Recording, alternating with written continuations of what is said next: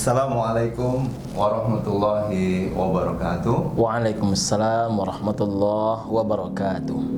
Alhamdulillah nahmaduhu wa nasta'inuhu wa nastaghfiruh wa na'udzu billahi min shururi anfusina wa min sayyiati a'malina.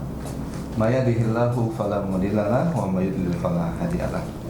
Asyhadu an la ilaha illallah wahdahu la syarika lahu wa asyhadu anna Muhammadan abduhu wa rasuluh. Allahumma shalli ala Muhammad wa ala ali Muhammad.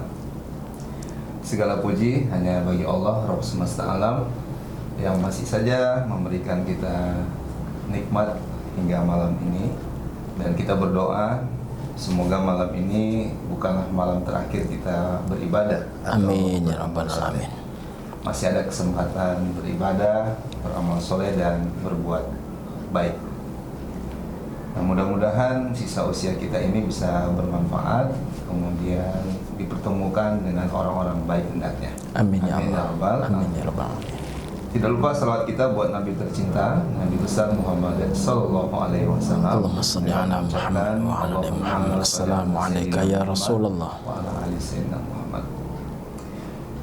Di studio Andalusia Indonesia, kita kedatangan tuan guru kita, ya, guru kita bersama sahabat saya, Ustadz Abi Edi, ya. Ustadz Edi Azhar. Dan yang sulit saya lupakan tuh senyumnya. Ya, syukur saya bukan seorang ahwat ini. Insyaallah. Jadi senyum itu memang penting, Ustadz, ya. Insyaallah, insyaallah. Itu yang membuat kita tetap bahagia.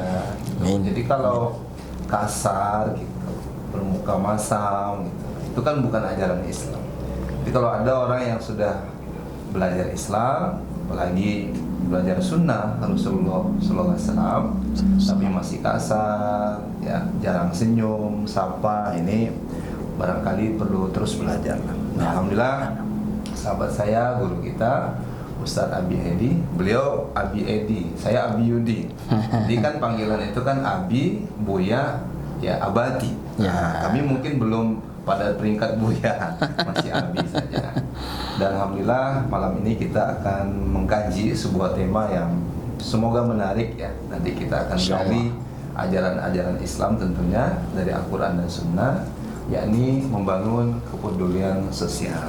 Tapi sebelum nanti kita minta pendapat beliau, kita bertanya dulu, ya. Dan kami sudah lama nggak bertemu. Ya. Kalaupun bertemu, saya melihat videonya, ya, baru 4 video tapi subscribe-nya udah 600 orang. Jadi Alhamdulillah. silakan nanti dilihat YouTube-nya Ustadz Abi Edi Azhar. Masya Allah, semoga usia beliau, ilmunya bermanfaat. Oh ya, Abi Edi Azhar Official. Oke, Ya. Ustadz Abi Edi Azhar official. Dan jangan ketinggalan juga Abi Yudi official. Ya. Dan Wakaf Trainer, insya Allah akan menyusul. Amin, amin ya Allah, amin ya rabbal alamin. Jadi Ustadz gimana kabarnya? Alhamdulillah sehat Abi Yudi. Apalagi udah minum kopi, ada Kopinya buah tin, spesial ya. Alhamdulillah. Kopi buah tin, Luar biasa. Ada delima, ada kemudian madunya, Iya, ada alhamdulillah. kurmanya. Ini masya Allah. Tabarakallah. Alhamdulillah. Amin. Barakallah. Syekh. Jadi kegiatan selama PSBB kemarin dakwahnya online memang, ya? Selama PSBB tentu banyak di rumah. Di rumah. Dakwah kita coba melalui online. Masya Allah. Ada yang melalui Facebook, ada juga sebahagian yang melalui Zoom. Dan alhamdulillah memang bisa dirasakan oleh sebahagian jamaah, walaupun belum dirasakan maksimal. Iya. Kemudian godaan hati yang selama ini masih bimbang untuk melanjutkan online itu semakin bulat beberapa hari terakhir. Alhamdulillah. Artinya kalau selama ini paling sulit memastikan apa niat, Iya. seberapa tulus ini dilakukan, itu berperang melawan hati sendiri. Akhirnya sekitar 10 hari yang lalu mantap untuk melanjutkan dakwah online ini. Iya. Mudah-mudahan berkah. Amin. Baik yang kita jalani, Iya. Syekh jalani, dan ustaz-ustaz kita yang lain menjalani, insyaallah. Amin ya rabbal alamin. Iya, karena Ustadz saya lihat juga punya jemaah yang banyak, ya. Amin. Yang berapa kali kita bareng gitu, izin Allah berangkat. Kan beliau juga mutawif gitu. Saya menemani beliau, izin Allah bawa jemaah, kan berapa gelombang itu ya lewat Bimalindo ya. Ya. Nah sekarang kan manasik juga mungkin kurang, tapi dengan video ini mungkin kerinduannya juga bisa terobati ya. Insyaallah, amin. Amin. Ustaz rindu nggak sama? Kerinduan inilah yang menyebabkan hadirnya pertemuan. Masalah. Banyak orang yang bertemu tapi tak saling merindu. Oh, Tapi hari ini alhamdulillah, walaupun tidak sering berjumpa, Iya. tak sering bertemu, rindu yang menyebabkan kita untuk ya. bertemu. Termasuk jemaah Ustadz yang berapa kali umroh ya. Ya. Itu masya Allah ya, bukan melebih-lebihkan ini jemaah. Kalau beliau itu banyak yang ikut ya, sampai Alhamdulillah. 50, 100 gitu ya. Ya, alhamdulillah. Baik Ustaz, izin Allah. Amin. Nah, kembali ke tema kita malam hari ini, membangun ya kepedulian sosial. Baik. Islam itu bukan mengajarkan kita menjadi makhluk individual gitu ya, Benar. tapi adalah makhluk sosial. Sepakat. Kalaulah Islam diturunkan kemudian menjadikan kita makhluk individu, mungkin Islam nggak sampai ke Indonesia, yang lebih kecil lagi ke Riau, Ya. lebih kecil lagi Pekanbaru, Ya. lebih kecil lagi mengkerucut ke Tampan misalnya, kecamatan. Tapi Islam itu hadir memang menuntut kita untuk bisa berjemaah. Ya. Kita merasakan ya kepedulian juga terhadap saudara kita. Nah, hari ini Ustaz, kepedulian itu memang lebih ekstra seharusnya. Karena kemiskinan mungkin, walau alam saya tidak menemukan data yang konkret ya per hari ini di bulan Zulqaidah ini, berapa jumlah orang miskin gitu yang perlu dibantu, fuqara wal masakin. Kemudian berapa lagi orang yang terpapar karena Covid ini ya, baik kesehatannya, ekonominya gitu. Nah, artinya disinilah saatnya ada hikmah. Kita akan melihat gitu ajaran Islam itu sesungguhnya seperti apa. Baik. Terkait kepedulian membangun sosial ini. Ya. Karena Islam memang telah menjelaskan gitu kan.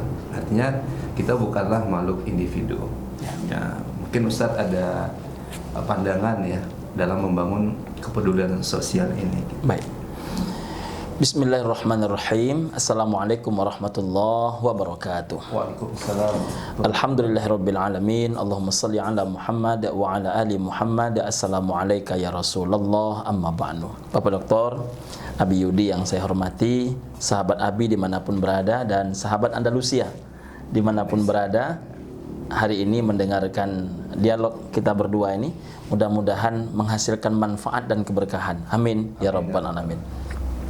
Sebagaimana tadi dokter sampaikan bahwa manusia itu adalah makhluk sosial. Sedari awal mereka tercipta bukan hidup sendiri. Jangankan untuk pekerjaan yang berat, pekerjaan yang ringan pun kita butuh orang lain. Saya punya pertanyaan sebelum saya teruskan. Ya. Ya. Ada nggak kira-kira orang yang hidupnya tanpa pertolongan orang lain? Lahir saja kita karena bantuan orang lain. Berarti kalau nggak kita nolong orang, kita ditolong orang. Benar. Boleh jadi kita lebih banyak ditolong orang. Sepakat.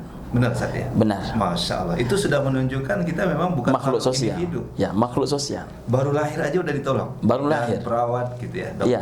Masya Allah. Jangankan hal yang mulai agak sulit seperti melahirkan dan lain sebagainya. Pekerjaan sederhana sekalipun, senyum. Senyum saja. Ya. Saya bisa senyum seperti ini bukan karena senyumnya yang manis. Ya.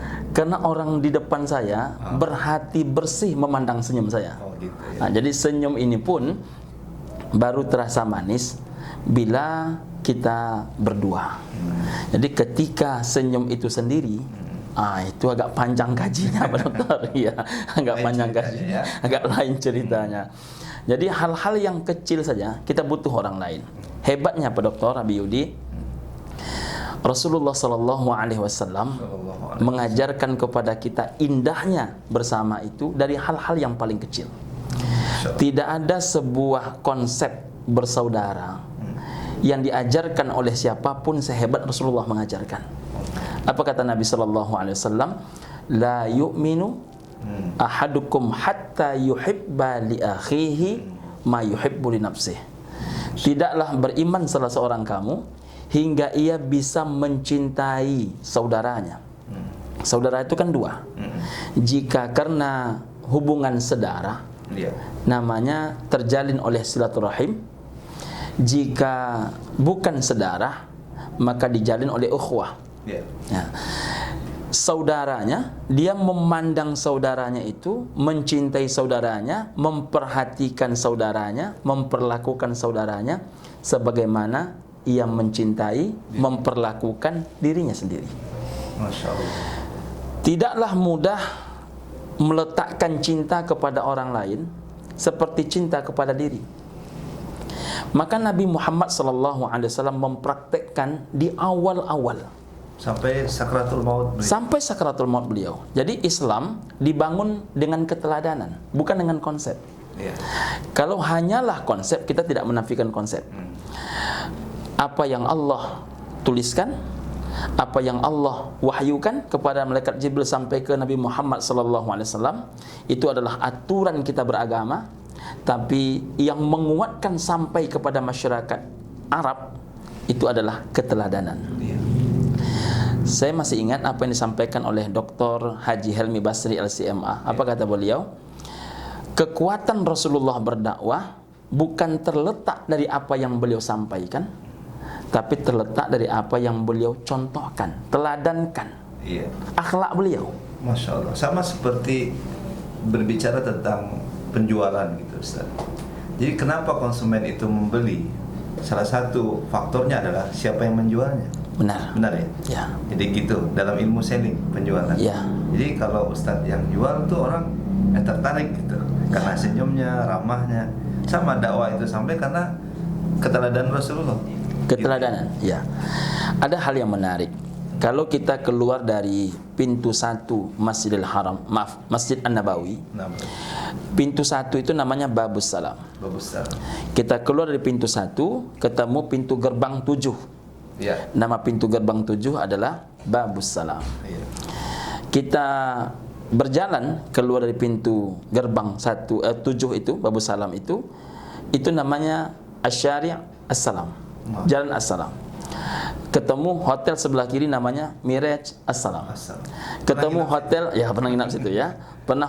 Ketemu hotel sebelah kanan namanya Babus Salam. Antara Museum As-Salam dengan Babus Salam ada pasar sebelah kanan. Nah. Nama pasarnya adalah Pasar Kodim. Iya. Jadi jangan dikira Pasar Kodim hanya ada di Pekanbaru. Nah, ketika kaum Muhajirin pindah ke kota Madinah, orang-orang Mekah pindah ke Madinah, maka kemudian salah satu tabiat orang Arab saat itu adalah kaum muslimin berpantang tangan di bawah, tapi tangan selalu berada di atas. Karena memang tangan yang paling baik tentu tangan yang di atas. Dan memang kita dinilai di hadapan Allah bukan seberapa banyak yang kita terima, tapi seberapa banyak yang bisa kita berikan. Masya Allah. Nah, jadi Syekh Doktor, Ya.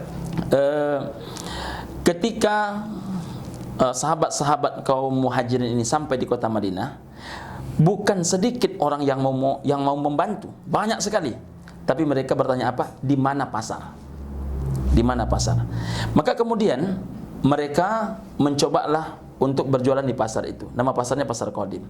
Tapi tantangan karena pemilik pasar adalah orang Yahudi. Orang Yahudi itu ada 3 perangainya kalau dalam berbisnis. Ya. 1, bila usaha kita maju, maka sewa tempat dinaikkan.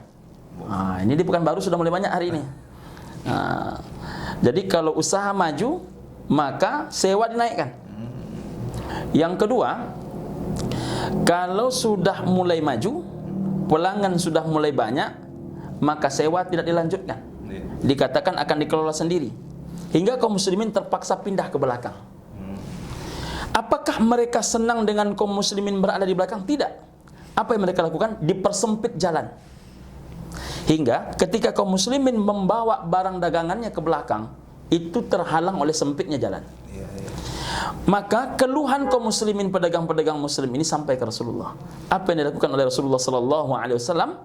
Nabi menawarkan kepada orang Yahudi itu, bagaimana aku beli tanah kalian, tempat usaha kalian ini, pasar kalian ini lebih tinggi daripada harga pasaran. Dan Nabi beli semua. Itu pun kemudian dibagikan kepada kaum muslimin yang hendak berdagang.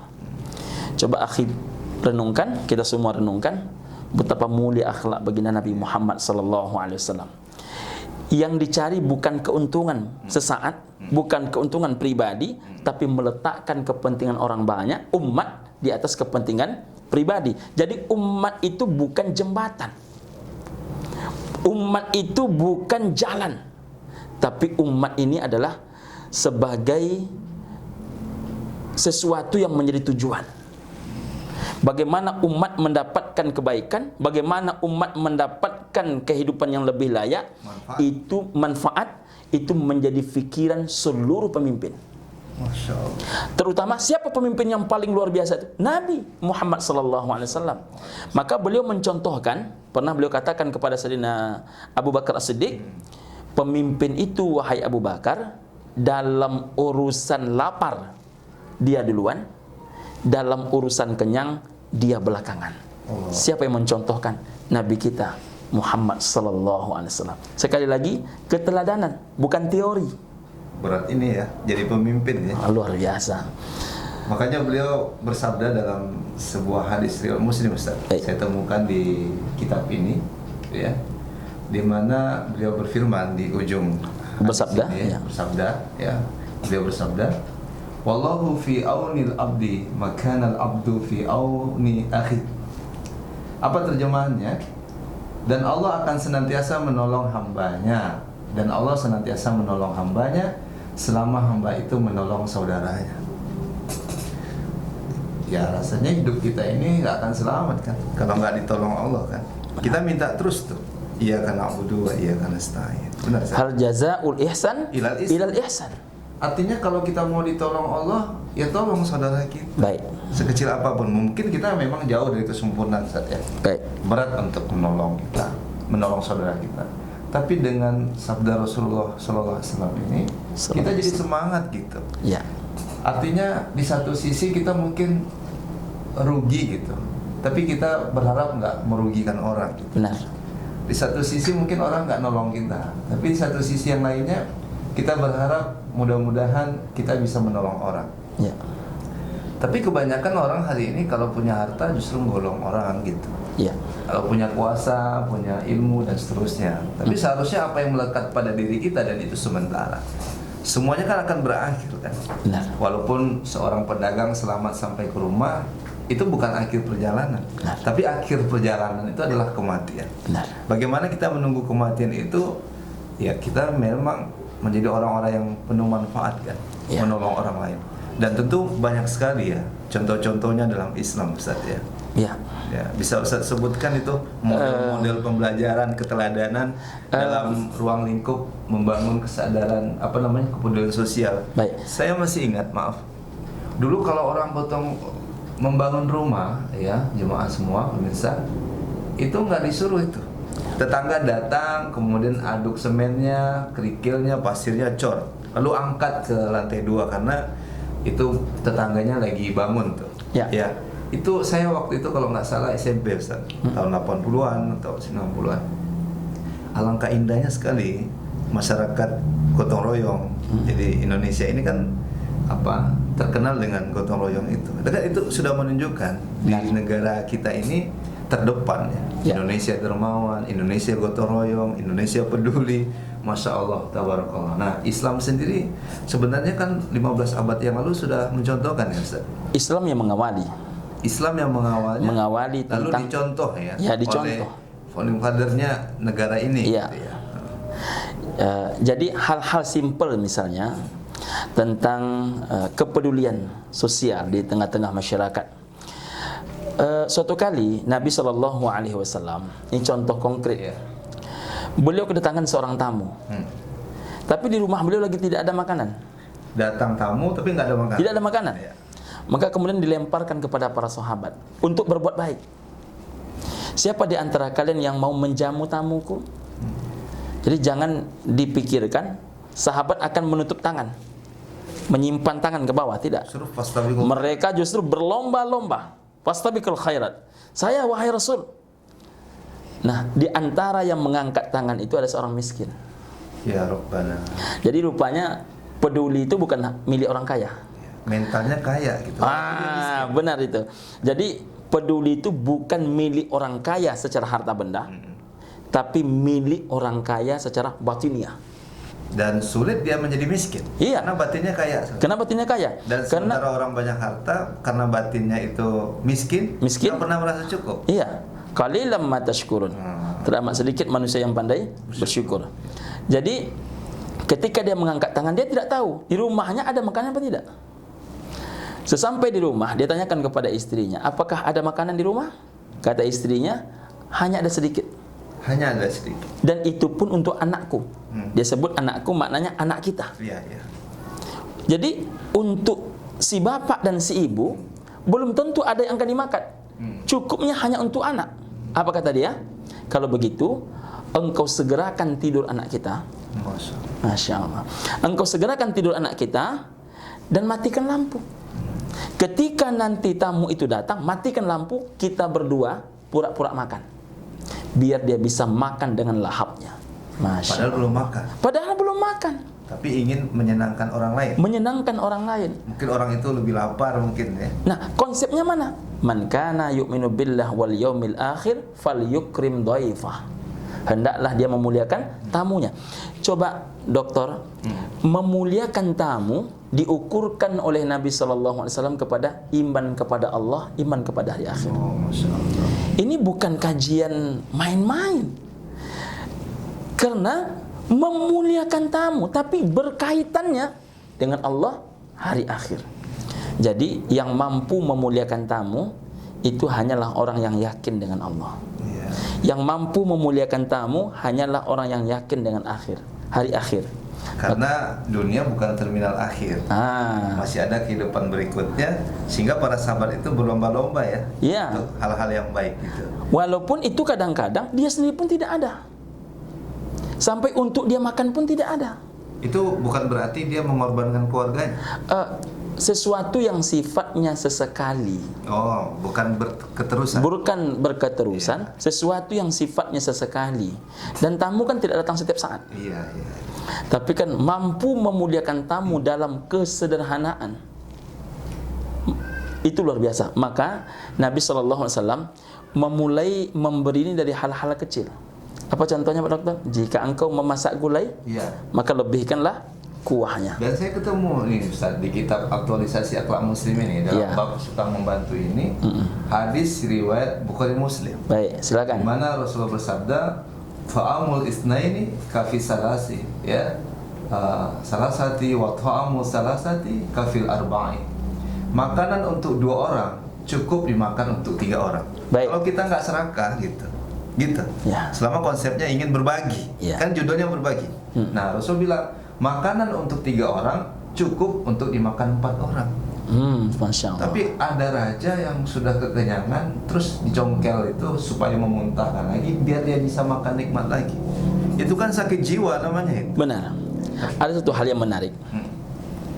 Dalam peristiwa Khandaq, Rasulullah SAW sedang menggali parit. Abi Yudi juga ikut menemani Ana waktu itu ketika kita sampai ke Khandaq. Fotonya masih ada. Masih ada. Salah satu yang menarik adalah orang selalu mengira parit yang digali itu hanya semeter. Ternyata Padahal saking dalamnya parit itu digali, kuda pun tak bisa melompatinya. biasanya kuda suka lompat itu saat. Ya, justru kuda tidak bisa melompati Karena tahu saking dalamnya. Dan ingat, yang dikelilingi itu adalah kota Madinah. Coba bayangkan berapa beratnya kerja Nabi. Lalu nampaklah batu menyembul di balik baju Nabi. Siapa yang nampak? Jabir radhiyallahu anhu. Jabir. Jadi dari balik baju Nabi itu nampak ada batu yang menyembul. Biasanya orang Arab jika mereka sudah 2-3 hari tak makan, maka untuk mengurangi rasa lapar itu mereka meletakkan batu di perut. Jadi Pak Dokter kalau mau coba dulu tak makan agak 2-3 hari, habis itu letakkan batu, ada pengaruh atau tidak itu. Jadi kalau kata Ustaz Zulaindi Rais itu ada pengaruh. Maka menengok ada batu menyembul itu, lalu Jabir pulang ke rumah. Dia tanyakan kepada istrinya, adakah makanan kita? Tidak ada. Satu-satunya yang bisa menjadi makanan seekor kambing. Kambing itu pun kecil, umurnya setahun. Kalau bagi orang Arab, kambing umur setahun itu 6 orang yang makan itu udah banyak. Kebetulan Jabir punya anak-anak. Dia punya istri, dia sendiri. Nah, tertarik dia untuk mengundang Rasulullah makan. Sallallahu alaihi wasallam. Artinya dalam kondisi sulit masih ingin memuliakan Rasulullah. Berbagi. Apa yang terjadi? Ketika menjelang zuhur dia dekati Rasulullah sallallahu alaihi wasallam, kata beliau, "Ya Rasul, nanti habis zuhur kita datang ke rumah untuk makan." Apa yang terjadi? Nabi membawa 141 pasukan penggali parit itu untuk makan siang. Nah, antum bisa bayangkan makan untuk 6 orang dihadapkan kepada 141 orang. Dan ini hanya boleh berlaku untuk Nabi. Jangan dicoba, walaupun banyak orang pesta. Jadi sahabat Abi dimanapun berada dan pemirsa Andalusia Indonesia dimanapun berada. Jadi luar biasa. Ketika beliau sampai ke rumahnya Jabir, Rasulullah SAW meminta bawakan kualinya serta tempatnya, dan nampak oleh Jabir. Apa yang terjadi? Nabi pertama memutar gulai itu dari kanan ke kiri. Jadi tawaf, bukan arah jarum jam. Makanya Biasanya kalau buat minuman kopi itu enaknya memang tawaf. Tawaf. Gitu, Tadi antum tawaf ya, masya Allah. Sunnah itu. Izin Allah sudah lama. Sunnah ya. Jadi memutar, membuat teh kah, kopi kah, atau gulai kah dari kanan ke kiri, bukan arah jarum jam. Yang kedua, apa kata Jabir? Demi Allah, aku melihat ketika Nabi mengambil sesendok gulai tadi dan diletakkan di piring para sahabat, tidak berkurang sama sekali. Jadi Nabi memberikan kepada kita rangsangan. Rezeki berdua cukup untuk bertiga, rezeki bertiga cukup berempat. Tapi pada hakikatnya kalau Allah berkehendak, bukan hanya 2 untuk bertiga, bukan hanya 3 untuk berempat, 6 pun untuk 141 kalau Allah berkehendak. Mudah bagi Allah. Innama amruhu idza arada syai'an ayyaqula lahu kun fayakun. Maka kata-kata memberi itu diawali beriman kepada Allah, beriman kepada hari akhir. Jadi kalau mereka beriman kepada Allah dan hari akhir, maka mudah bagi Allah untuk melapangkan segala sesuatu yang Allah ingin lapangkan. Sedikit Ustaz, ini mohon doa juga buat jemaah semua. Kita itu ada yang mewakafkan motor, ya kan? Ya. Terus motor ini izin Allah ada yang mau merentalnya, usaha kuliner sekarang. Ya. Gitu. Nah, kita buat akadnya karena ini adalah motor wakaf. Nah, hasil dari sewa motor ini, Ustaz, ya, kita kan berusaha untuk menjadi nazir nasional nih, Andalusia Indonesia. Hasil sewa itu kemudian membeli motor lagi dengan akad murabahah untuk pemuda yang belum punya motor. Baik. Artinya wakaf motor menghasilkan motor baru, walaupun baru beli ya, bukan berarti unitnya baru, walaupun second. Ini insya Allah mudah-mudahan pekan ini realisasinya. Baik. Jadi Dan ada yang mewakafkan motor, ada yang mau merental motor. Masya Allah. Pedagangnya kita edukasi, Pak, ini hasilnya untuk membeli motor anak muda. Oh, izin Allah dia semangat gitu. Daripada beli motor dia nggak ada cashnya, takut riba, ya sudah, saya akan rental itu motor wakaf, aset wakaf, tapi jangan hilang, Pak, ya. Kalau rusak diganti, perawatannya dijaga. Nanti kalau hasilnya kita berharap sewa motor ini untuk membeli motor bagi pemuda yang tidak ada kerjaan tapi punya keahlian, Ustaz, seperti refleksi atau bekam dan seterusnya. Baik nggak tuh, Ustaz? Luar biasa. Ustaz, kapan wakaf? Luar biasa. Wakaf sudah dilakukan dalam bentuk-bentuk yang berbeda, insya Allah. Mudah-mudahan, ya, mudah-mudahan insya Allah juga menjadi inspirasi banyak orang. Jadi berbicara tentang wakaf ini, sekarang kepedulian sosial dalam bentuk seperti ini sudah mulai tumbuh. Sekarang kita tengok ustaz-ustaz kita sudah mulai membangun pesantren dari tanah-tanah wakafnya umat, dari tanah-tanah wakafnya jamaah. Pertanda apa? Kepedulian umat terhadap kepedulian pendidikan, kepedulian sosial, kepedulian kepada ulama dan kesehatan sudah mulai tumbuh. Ekonomi. Ekonomi sudah mulai tumbuh. Sekarang umat Islam juga sudah mulai peduli dengan ekonomi umat Islam. Walaupun jumlah persentasenya masih kecil. Makanya hari ini kita akan mulai menengok ada orang Islam yang hanya mau membeli dari pedagang-pedagang Islam, bukan berarti dia anti kepada umat beragama lain, tidak, tapi dia ingin mencoba yang bisa kulakukan saat ini adalah membantu kaum muslimin membeli. Karena Itu bagian ajaran Rasulullah ya? Iya, kalau orang membeli pun tidak mau kepada saudara seimannya, jangan berharap dia memberi. Allahu Akbar. Membeli. Jangan harap memberi. Membeli aja sudah bisa. Kan membeli dimanapun kan bisa, Pak Dokter. Dia Bisa membeli. Di Abi Galeri ya. Iya. Bisa di Safi Shop juga. Ya, dimanapun dia membeli. Artinya kalau dia membeli, sudah dia tidak lagi memikirkan kaum muslimin. Jangan pernah berharap dia mau memberi kepada kaum muslimin. Jadi mulailah hal-hal yang kecil yang memang tidak ada di kaum muslimin, tentu kita cari kepada umat beragama yang lain, tapi yang ada pada kaum muslimin, maka dahulukanlah saudaramu, karena ketika ia makan, maka berkuranglah tanggung jawabmu. Karena salah satunya tanggung jawab kita, Abi Yudi, adalah tidak dikatakan engkau beriman bila engkau tidur sedangkan saudaramu dalam keadaan lapar. Nauzubillahi min dzalik. Dan kalau bicara memberi ini jadi rindu sama sahabat radhiyallahu anhu. Ya. Saya menemukan beberapa data ini Ustaz. Ya. Salah satu sahabat itu kan Zunnurain Ustaz ya. Dua cahaya. Dua Siapa cahaya. itu Ustaz? Sayyidina Utsman bin Affan. Utsman bin Affan. Maka dari catatan saya itu, bentuk kepedulian beliau itu ketika Hijaz paceklik. Ya. Mungkin bukan penyebabnya corona ya, Ya. COVID-19, tapi karena memang karena alam natural aja. Mungkin curah hujan nggak ada, gagal panen seperti tahun Ramadan. Apa yang dilakukan Utsman bin Affan? Kita berharap sebelum wafat bisa melakukan hal yang sama. Ya. Kalau ada orang kaya sederhana itu hebat. Ya. Tapi kalau ada orang yang belum kaya tapi banyak gaya, ini Ya. kan dua hal yang berbeda, Ustaz. Ya. Saya yakin Rasulullah itu sederhana, Ya. tapi kaya. Ya. Kurbannya banyak. Ya. Saya yakin sahabat itu kaya, tapi sederhana. Ya. Saking sederhananya, tapi kaya. Dari data ini, Ustaz, Ya. ketika Hijaz itu paceklik satu daerah di sana, itu Utsman bin Affan berdonasi, Ustaz, sebanyak 500 ton gandum. Amazing. Kira-kira siapa yang hari ini di tengah COVID-19 ini mau seperti Utsman bin Affan? Berarti dia mesti berdonasi 500 ton beras.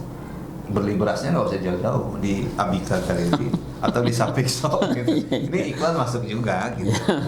Tadi kan wajar jualan, tapi kita berharap keuntungan ini berwakaf ya, Ustaz. Wakaf planner gitu. Amin ya rabbal alamin. Bukan hanya itu saja, saya menemukan juga pada perang Tabuk itu beliau memberikan 900 ekor onta. Lalu ada lebih kurang 1000 ya hewan lainnya untuk berjuang di jalan Allah Subhanahu wa taala. Hari ini kira-kira Ustadz mau bagi-bagi mobil lah gitu ya. Untuk orang gitu. Iya. Kalau dulu kan belum ada mobil. Iya. Kuda, onta. Itu sahabat. Berapa kekayaan Utsman bin Affan? Ya sulit kita mau konversi ke rupiah. Ya. Dalam kitab Al-Binayah itu kan disebutkan memang kekayaannya sangat fantastis kan. Luar biasa. Sulit jadi orang miskin kalau kita berbagi kan gitu ya. Ya. Tapi sulit kaya, apalagi kaya batin kalau merasa berkekurangan terus gitu. Jadi orang yang peduli sosial ini adalah orang yang memang melimpah gitu kekayaan batinnya, Ya. sehingga dia terus mau berbagi dan dia berharap Allah tempatkan dia di tempat yang baik lah di surganya. Amin ya rabbal alamin. Pak Dokter, sedikit saya salah. Ya. Suatu kali Sayyidina Umar datang kepada Rasulullah membawa hartanya. Apakah harta ini kubagikan ya Rasul? Atau aku jadikan ia modal untuk membantu kaum muslimin lainnya? Umar bin Khattab. Umar bin Khattab. Apa yang terjadi? Nabi lebih cenderung itu bukan langsung dibagi, karena kalau langsung dibagi dia akan habis. Tapi diinvestasikan, dijadikan modal untuk membangun kepentingan umat. Tanah di Khaybar. Ya, apa namanya? Di antara asetnya, aset itu adalah di Khaybar itu. Khaybar. Nah, tapi siapa yang paling banyak mengimplementasikan ini? Tentu sahabat yang paling luar biasa adalah Utsman bin Affan. sahabat Utsman bin Affan. 1400 tahun beliau telah tiada, tapi hari ini ladang kurmanya untuk anak yatim dan fakir miskin. Rekeningnya bahkan masih ada. Benar. Kemudian sumurnya juga masih bermanfaat. Yang dibeli Yahudi ya. Benar. Bahkan Yahudi itu bilang nanti kalau sumurnya ini udah milikmu, apakah saya masih dapat bagian? Nah, itu dia. Kata Utsman, siapapun yang membutuhkan air ini, Ya, silakan ambil. silakan ambil. Itulah Islam menjadi rahmatan lil alamin. Rahmatan lil alamin. Masya Allah. Tapi yang paling dahsyat itu hotelnya. Yang paling dahsyat itu hotelnya. Hotelnya, Ustaz. Beliau telah tiada, tapi sampai hari ini hotel bintang 5-nya itu masih menghasilkan zakat pada tahun 2016 160 juta. Maaf, 160 miliar. Malnya. Zakat malnya. Coba Abi Yudi bayangkan. Ni'mal auni ala taqwallahi al-ghina. Senikmat-nikmat pertolongan di jalan takwa kepada Allah, itu hanya kekayaan. Jadi kalau kita mati, sholat kita tentu berhenti, puasa bisa berhenti, mengaji bisa berhenti. Tapi ingat, kekayaan tidak pernah berhenti. Kapan kekayaan tidak pernah berhenti? Bila kekayaan senantiasa berada di jalan Allah Subhanahu wa taala. Tapi in qata'a anhu amalu, dan nomor satu yang tidak terputus itu apa? Sadaqatin. Min sadaqatin jariyatin. Makanya Nabi tidak membolehkan kita tidur 2 malam berturut-turut sebelum satu hal. Apa itu? Sebelum kalian tuliskan wasiat. Maka pastikan wasiat ini bukan hanya masalah akidah, bukan hanya masalah kebaikan. Salah satu yang paling penting adalah berwasiatlah tentang harta kalian. Dan ada orang Aceh ya yang mencontoh Utsman Habib Buga, Ya. yang dikelola oleh Baitul Ars, sehingga jemaah Aceh yang ingin berangkat ke Baitullah itu udah tahun ke-14 kalau nggak salah mendapatkan hasil ya dari aset hotel itu, kalau nggak salah 4.200.000 kan. Masya Allah, dari seseorang yang mewakafkan hartanya gitu. Benar. Dan ini kan menunjukkan kepedulian ya terhadap saudaranya. Benar. Jadi harta itu memang dibawa mati ya, benar nggak? Kemanfaatannya ya. Jadi gini Ustaz, artinya kalau Habib Buka sudah meninggal dunia, bahkan pendahulunya, keteladanannya Rasulullah dan para sahabat, beliau sudah meninggal dunia, tapi pahalanya kan terus mengalir. Ya. Kan begitu ya. Benar. Yang lainnya kan putus. Benar. Yang paling mudah itu kan bukan doa anak yang soleh, karena nggak semua orang yang sudah menikah punya anak. Tidak semua orang yang bisa berbagi ilmunya gitu. Kalau Abi Edi mungkin banyak berbagi ilmunya, tapi semua orang bisa melakukan yang pertama dari sisi harta. Benar. Sedekatin jariyah, dia mudah dan insya Allah murah gitu. Anda tambahkan Syekh. Ya. Jadi dari hadis riwayat Imam Bukhari yang juga ada pada hadis riwayat Imam Muslim tentang hadis idza matal insan in qata'a anhu amaluhu itu, Ya. meletakkan sedekah jariyah itu nomor 1. Artinya apa? Kalau ilmu seperti yang antum sampaikan, belum tentu semua orang mampu melakukan. Ya. Kalau anak yang soleh, belum tentu semua orang memiliki anak, atau kalaupun punya anak yang soleh. Beda dengan harta. Maka Nabi mengawali hal-hal yang paling ringan. Sedekah paling baik apa Syekh? Segelas air putih. Sedekah yang paling baik sebiji kurma. Gulai yang paling baik adalah yang dilebihkan kuahnya. Karena ketika Nabi menyebut lebihkanlah kuahnya, segelas air putih misalnya, walaupun ini kopi, segelas air putih ataupun sebiji kurma, semua orang mampu melakukannya. Maka kalau Sayyidina Utsman setelah 1400 tahun setelah kematiannya masih mengalir minimal 160 miliar zakatnya kepada beliau, kira-kira sahabat Abi dimanapun berada dan pemirsa Andalusia Indonesia dimanapun berada, kalau kita mati malam ini, kira-kira berapa harta benda kita yang masih mengalirkan pahala kepada kita? Ini mesti kita renungkan. Dan kita menyebutnya meditasi akhirat kan. Ya, Kan nggak tahu kita kehidupan berikutnya. benar. Sementara mobil mungkin kita asuransikan karena risiko dunia. Resiko dunia. Rumah kita asuransikan karena risiko dunia. Ya. Bagaimana tentang risiko akhirat? Ya. Ternyata ada satu amalan orang cerdas barangkali setelah Abi sampaikan tadi, Ya. yaitu kita memang mau berwakaf sebelum kita wafat. Ya. Karena kalau infak kan sekali. Ya. Kalau wakaf bisa berkali-kali. Berketerusan. Berketerusan. Masya Allah, lan tanalu birra hatta tunfiqu mimma tuhibbun. Kamu tidak akan sampai pada kebaikan sempurna sebelum kamu sedekahkan. Berarti Allah yang kaya dan mengkayakan ingin kemudian menitipkan sesuatu kepada orang yang beriman, karena sebaik-baik harta itu kan kepada orang beriman, Ustaz, Ya. yang tentu peduli. Ya. Boleh nggak, Ustaz, antum anak itu punya mimpi ya, kita punya kebun sawit sejauh mata memandang. Tapi hasil dari kebun sawit ini, seperti tadi kan Umar dengan tanah di Khaybar.